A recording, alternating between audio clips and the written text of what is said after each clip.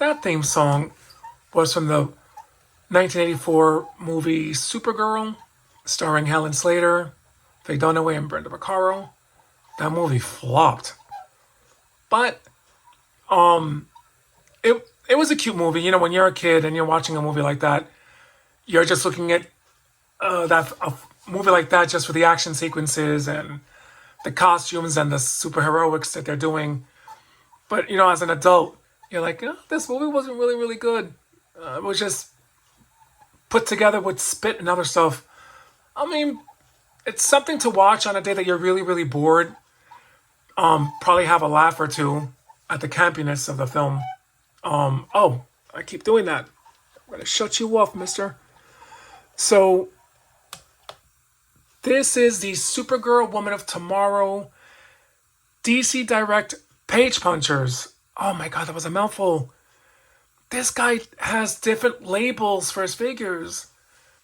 You know, DC Direct and then DC Collector's Edition. He's got the Digital. He's got the freaking Platinums, Red Platinums. Todd, stick to one thing. Please, streamline it. But aside from my belly aching just now, I gotta tell you, this figure is a vast improvement from his first Supergirl figure, or I want to say second, because there was a Supergirl figure that came out before that, based on the video game, which I didn't get. And I think she was a Target exclusive, the Supergirl, the second one, that because I bought her from Target, if I'm not mistaken, for $19.99, and for the price, I'm not gonna complain too much. This figure does not come with a stand. I picked this figure up from Amazon a couple of days ago, and for $28. So the prices of these figures are actually going up. So expect more of that going on forward. So she does come with a few accessories. She comes with an extra pair of hands, one flat. I kind of wish we got a second one, and then just for flying poses. And then we got a hand to hold the sword in, which is cool. The sword, I know people don't like the bendy sword, but for me, the likelihood of it snapping, because it's extremely hard, is going to be next to impossible, I think, to do, which is why I like these rubber, because I had a Kill Bill figure that I got years ago. The sword was nice, but it snapped on me putting it, in her hand, and I had to glue it, and now the sword doesn't look nearly as nice because I had to glue it. So at least with this, you can, put it under hot water and straighten it out. Because once it snaps and you glue it back together, it's not going to look nearly as nice. Of course, comes with his stand that he gives to every figure. I kind of wish he put, for Batman, Wonder Woman, or Superman figures, or Superman related characters or Batman related characters, put the bat symbol, the Superman S shield on the stand, instead of just giving us these plain. And then he gave us this card based on the art of the comic book. Here we go. And of course, we get the comic book that comes along with the figure. So I think the reason I'm not bill aching too much for the $28 asking price, because I think comic books, they're between $4 and $5 nowadays. I have to take a read of this later.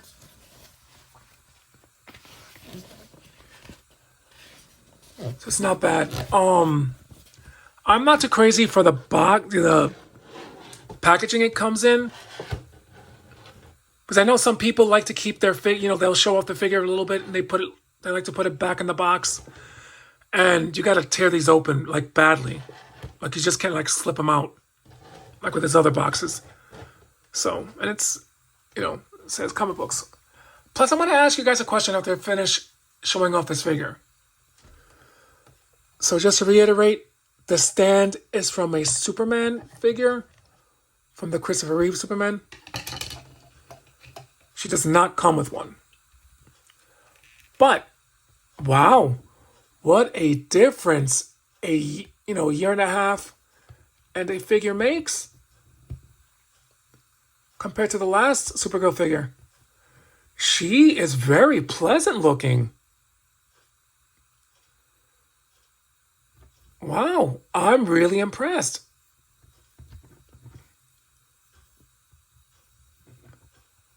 I love the shield in the back.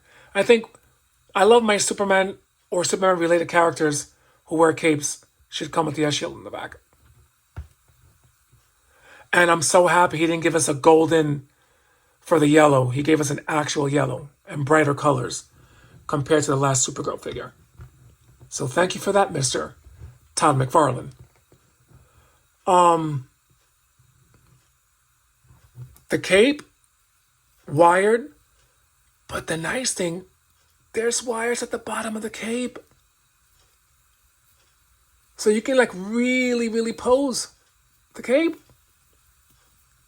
I gotta tell you how, I remember I didn't care for wired capes, but now I love them.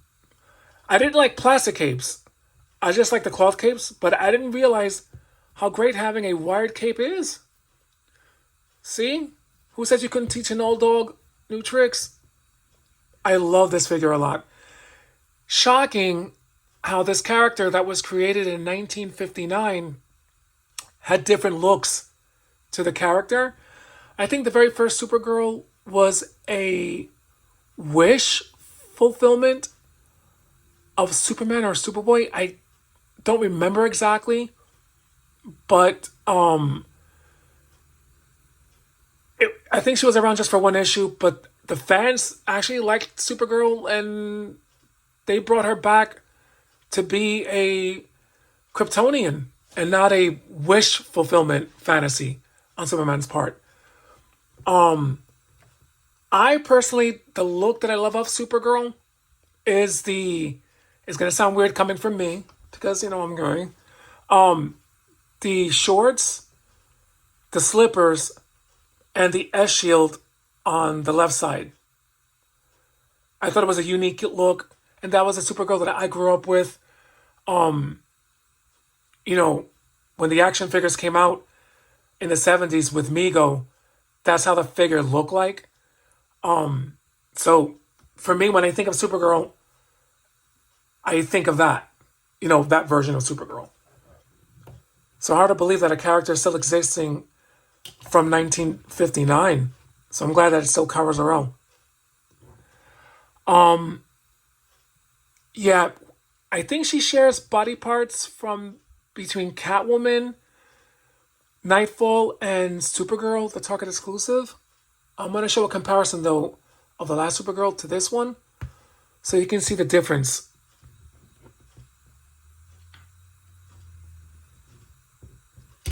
So this is the Target exclusive Supergirl. Ooh, one thing before I go any further. I am so happy when I opened this figure up, the new one, there was only one twisty tie that I needed to clip to remove her out of the box. And she was held in tightly. There's no need for 4 or 5 of them, Mcfarlane. So that's also an improvement, thank you. Just get rid of the twisty ties completely. Marvel Legends doesn't have those, and they stay very well put in their box. But anyway, enough of that. This figure, definitely a Target exclusive, now that I remember. And I bought her for $19.99. So, got her really quick. I thought I was going to lose out, but was able to get her. I think they do share body parts. I'm just glad that this has brighter colors. And I'm so happy that they didn't give us that same I hate golden colors on figures. I like my figures to pop. So give us the yellow instead of the gold. But that's just me. I'm probably in the minority on that. But compared to this Supergirl, her face sculpt isn't bad, but this one's better. I've said this in the video that I was showing off this figure. This figure is based off the Matrix Supergirl from the 90s. She was a protoplasmic alien from a different universe that Superman saved her. I wasn't reading the comic books then, because the original Kara Zoe-El was killed off in the Crisis on Infinite Earth's major crossover event to streamline the heroes and to put them all on one Earth. So that Supergirl, who had the headband, which I did not care for, was killed. And I guess to keep the rights of the Supergirl character with DC Comics keeping the rights, they created the protoplasmic Supergirl. And when Superman saved her, to show off her gratitude, she's a shapeshifter, like Clayface. She, shapeshift into that Supergirl as a thank you to Superman and to show her allegiance to him, I guess. I never cared for that version of Supergirl. I know a lot of fans loved her. I think Peter David Allen made her popular, unless he was the artist. But I'm going to find out who wrote. But there was just so many versions of Supergirl. They got rid of that and brought back the original Supergirl. I think Michael Turner drew her. I did not like his art. But I do have the hardcover comic in my closet somewhere. And when they brought her back, of course it came with some controversy. People was upset with her being a little bit stronger. And it wasn't that she was stronger, it's that she was laying next to the sun for so long in stasis that she seemed stronger at the moment, until she burned off some of her power. I remember the anger in the comic book fandom. Like, oh God. I mean, I understand that, you love Superman and he should be like the premier superhero in DC Comics, which is understandable. But it just bugs me that they have Batman beating Superman quite a lot. And I hate that to no end. I really despise the hell out of that. When they have Batman beating him, but people have a problem with Supergirl or Wonder Woman standing toe-to-toe with Superman. It's just kind of ridiculous. If they can't do it, Batman even less. But I'm going to jump off that soapbox and shut up. So yeah, if you come across this figure, purchase her, unless you're okay with this Supergirl, which I was okay with, but wow, so much better than this one. I'm not sure if they might be the same height, but yeah, didn't have too much of a problem with this Supergirl, except I didn't like the leggings. I guess they were trying to copy like the Supergirl TV series with the leggings. So, but I'm going to put her to a side. I'm going to make some comparisons. Here is Power Girl, who was Earth 2 Kara Zoe-El without the E for the Zoe-El. Yeah, she's really, really, really tall. Can she stand on her own? I don't know. She's gonna probably wind up falling. There we go. And is her cape? Oh, okay. Her cape also has wire everywhere. So, yep, second figure that came with a completely wired cape. I think it's so much better because you can do more dynamic poses, especially when you're putting them in a flying pose. She's not going to stand too well on her own. All right, Power Girl, my bad. You're very chesty. And we have Superman comic book version, 78.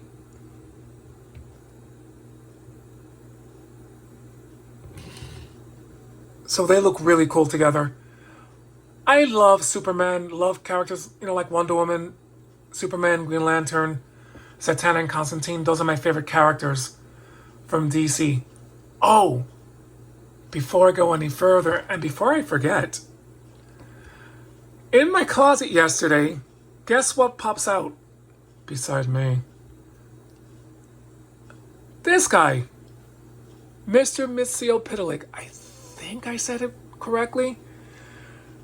This is a DC Direct figure that I got, oh my god, I'm going to say about 20 years. It's been about 20 years. 18. I got him in New York when DC Direct was still making figures before they became DC Collectibles. I can't remember in what 2-pack that I purchased him from, or if he came by himself. For the life of me, I can't remember. But he's articulated.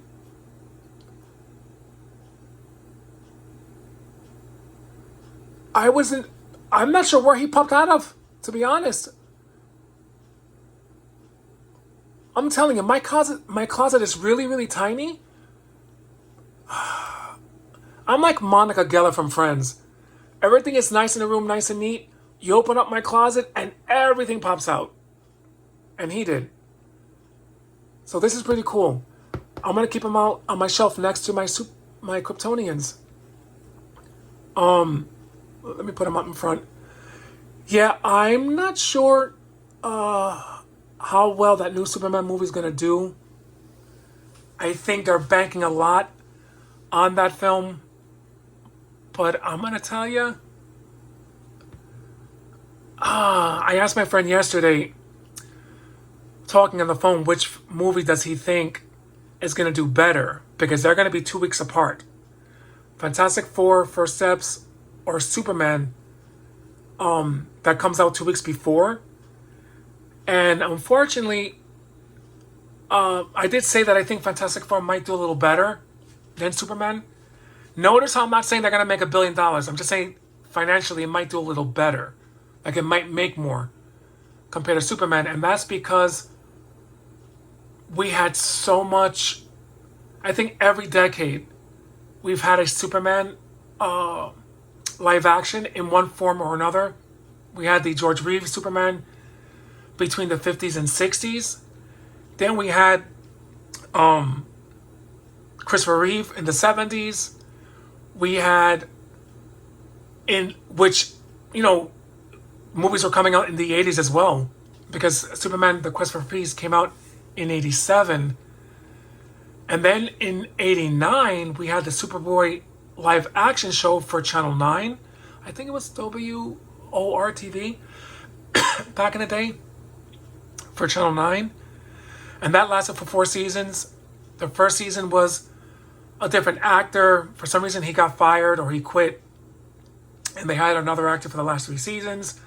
Lana Lang was his girlfriend in those 4 seasons. When that show got canceled, I think there was a 2 to 3 year period before the Dean Cain New Adventures of Lois and Superman was a thing for ABC that lasted for 4 seasons as well. That got canceled, and there was another 2 to 3 year period. Then we got Smallville that lasted a decade, 10 years for for WB, which I liked. We got to see Hawkman in the later seasons. Then we had the live action Superman Returns with Brandon Routh, which didn't do well in theaters. I went to the theaters to go see that, and I didn't hate it. I liked Parker Posey in it, but that movie did not do well. And I just thought the mistake was giving us Superman Returns while Smallville was still on TV. After that, I think there was a 5-year period that we got Man of Steel, which I didn't mind. I liked the movie a lot, but I think Superman is kind of a hard character to sell to the audience because he's not really relatable, if that makes any sense. And I've said this before, I love Wonder Woman. She's my first DC character that I love, but she's not relatable. It's hard to try to translate to a wider audience to like.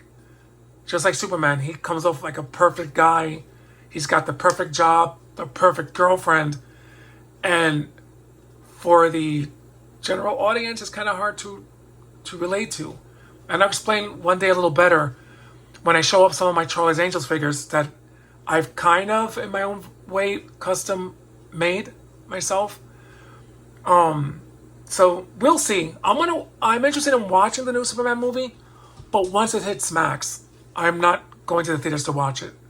And I think this is where Marvel has a better hold of their characters because they're more relatable, because they're humans who acquire powers, as opposed to gods like Wonder Woman and Superman just having powers. And being from a different world, for lack of a better, at least for Wonder Woman. And he's from a different planet. So they're kind of hard to keep the attention of the audience. But yeah, I guess we'll see what happens. I'm hoping for the best, but I think Fantastic Four will do a little better. And my bet also that I have with my friend was that they might move Superman to either a later date or an earlier date, not to coincide with Fantastic Four First Steps. One of those movies are going to get moved. I don't think they're going to keep them, July. Because they're both coming out in July. I don't see that happening. Them coming out the same month, weeks apart. I don't see it. But I've rambled on long enough. Yeah, I think she does share a lot of body parts with the last Supergirl, but I don't mind it.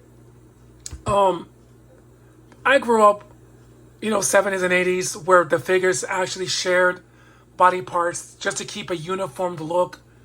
Because once you start creating different scales, you'll have the mishap of this girl being taller. She's even a little bit taller than Wonder Woman Collector's Edition. So I don't mind them reusing body parts just to try to keep the collection uniformed. I collected the Masters of the Universe and they all looked alike body-wise, but they look different, if that makes any sense. But alright, people, I hope whoever's watching this, and thank you for watching it, to have a great day. Life is short. Have a good time. There's a free movie on YouTube quite a lot. I was watching Christine by John Carpenter from 1987, 86. If you get a chance, watch it. It's a really good movie. I think it still holds up well today. Yeah, grab popcorn, watch it with your loved ones. You may or may not like it. I liked it. It was based off a Stephen King story. I haven't really read a lot of Stephen King books, but either way, I'm going to start putting or saying what movies I watched at the end of most of my videos. It might be older, an older movie, just to see if it's something that you might be interested in watching. Anyway, I'm going to shut up. Peace.